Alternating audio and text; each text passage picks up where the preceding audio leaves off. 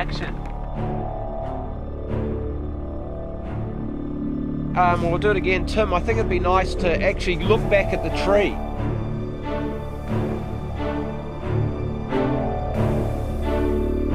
And action!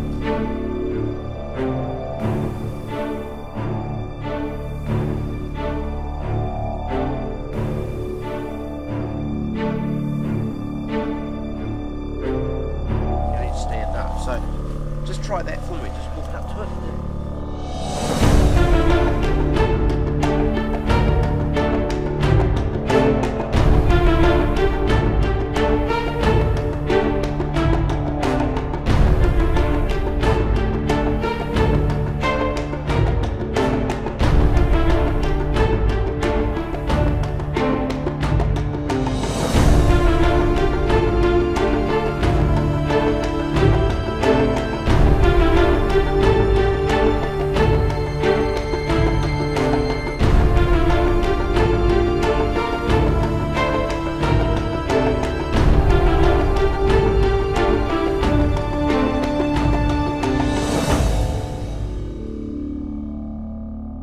The documentary was born out of an idea by Emil Silvestri, and Emil had the concept of revisiting Darwin's voyage and his science in the light of today's knowledge.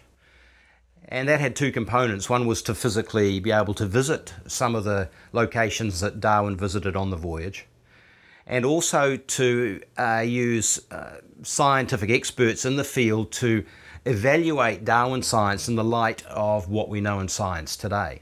And I can't repeat what he said, but he said it could be cold.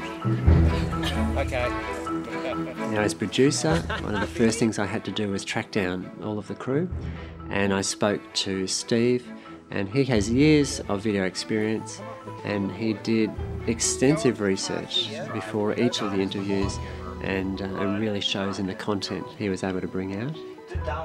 I also spoke to Nick, and he was our director of photography.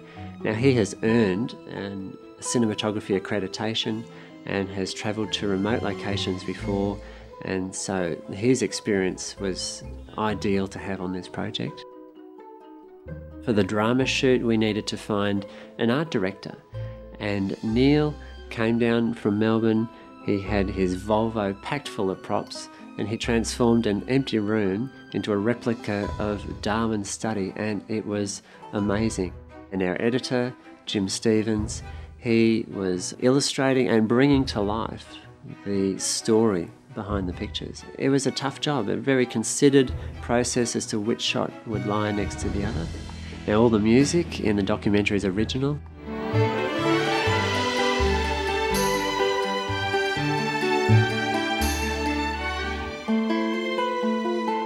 We were fortunate enough to find Cliff Bradley, and he composed and conducted all of the music, and it was just an amazing process to watch.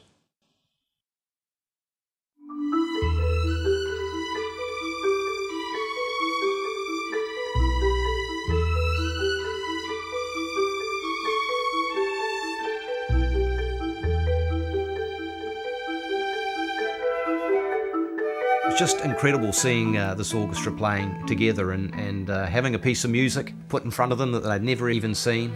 It's remarkable that one person can have a piece of music put in front of them and play it from sight and play it perfectly. It's even more remarkable when there's 20 of them playing together as one and creating such a fabulous sound. And I really think that it's helped bring the documentary alive, the music that's gone into it.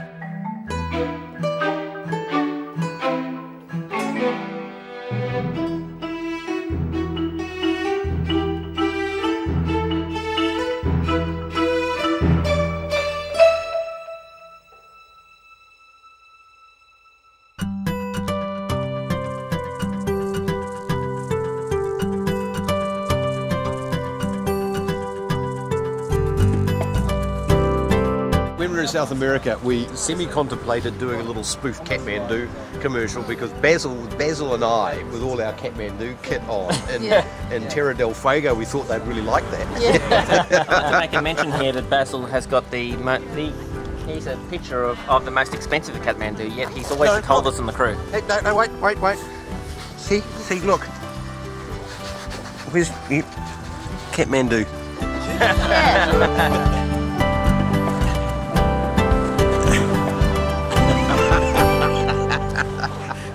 One of the really enjoyable things about working on this documentary is it's come at a time right when a high-definition television has really come of age, and so we were able to shoot the documentary with some of the latest hardware and technology available to the production community.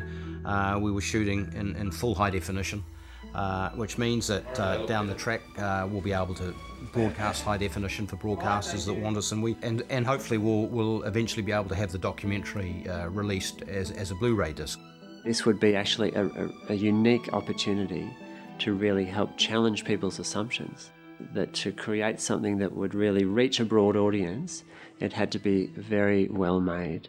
Putting together a documentary of this size and nature always involves challenge, and I guess probably the primary challenge is developing a budget and attempting to stick to that budget, which is not always easy when you're dealing with international locations and lots of travel. In South America, we were greatly helped by a location manager called Roberto from Ecuador. He helped us with the Galapagos, and he became a vital part of the team.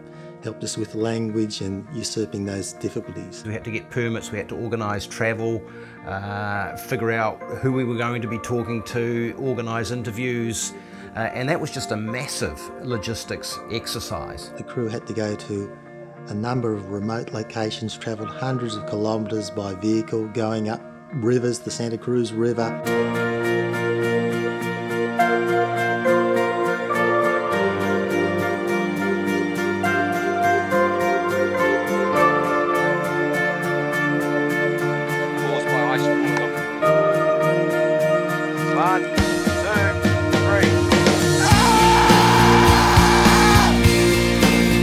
While you're faced with challenges like the weather, on the other hand, we did have some incredibly magic moments on the shoot, and probably the one that comes to mind the most was when we were shooting the Perito Moreno Glacier in Argentina. We wanted to get one final shot of one of the big tourist boats, and these boats are about 8 to 10 metres high, and we wanted to get a shot of one of those from a distance travelling in front of the glacier to give us an idea of perspective of how big this glacier really is. And so we're rolling the camera and the boat comes along. Just as it comes into frame, this massive fall of ice happens behind the boat, and it just peels off all the way down the glacier, and we're all just, whoa, that's incredible! And we got this amazing footage of the boat travelling in front of the glacier and a massive amount of ice falling down, and you can see in the close shot there's the wave that's generated by this ice, and that was one of the magic moments. That was quite incredible.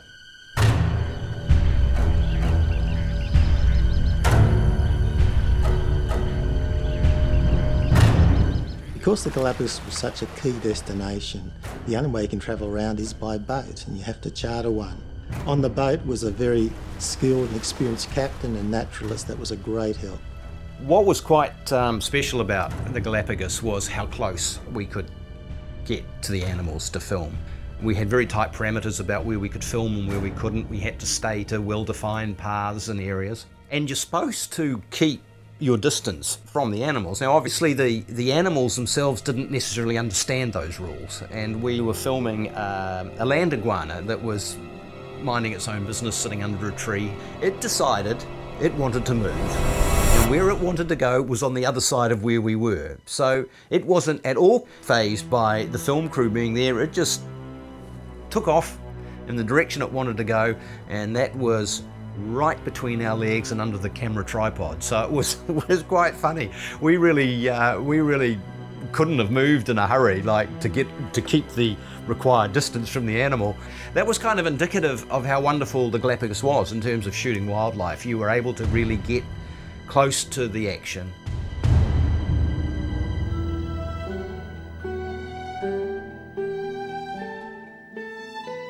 It was decided quite early on in the piece that we would use Tasmania as the basis for our dramatic reenactments. And we realised what contemporary documentary today doesn't have historic drama reenactment. So we realised that that would be an important part of the production as well.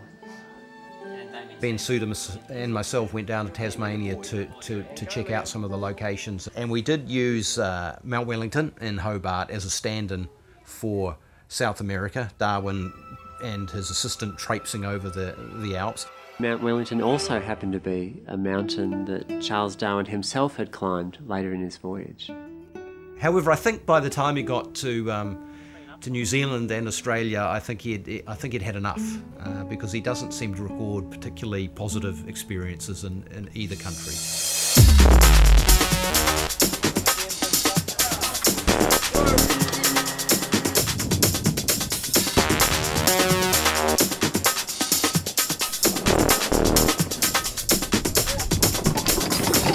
Given that we had only a 2-week shoot in Tasmania, we really had to be quite flexible. And we were shooting actually in a place called Storm Bay.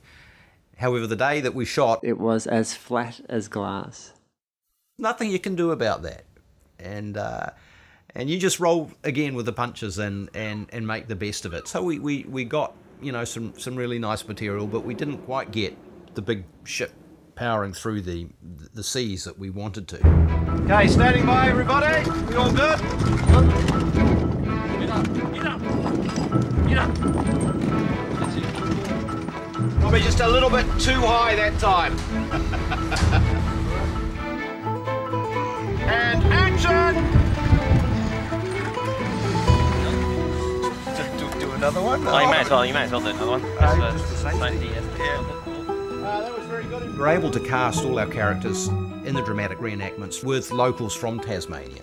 We were really fortunate that we found our young man Darwin.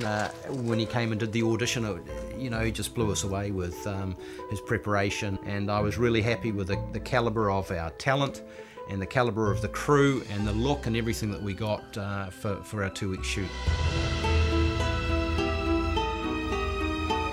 Putting the documentary together after we'd shot it became like working on a big jigsaw puzzle of getting all these little bits and pieces and figuring out who said this and who said that and how we could tie it together to make a compelling story. It's been a huge team effort, and we really hope audiences will enjoy it. What we do want is for the documentary to act as a catalyst for further discussions, especially on the whole area of origins, for people to understand that there are in fact 2 primary views, and that each of those worldviews, if you like, have different implications as to how we should live our lives. And I think those are really big questions for us to answer, because as the documentary says, the questions about where we come from and where we're going haven't gone away.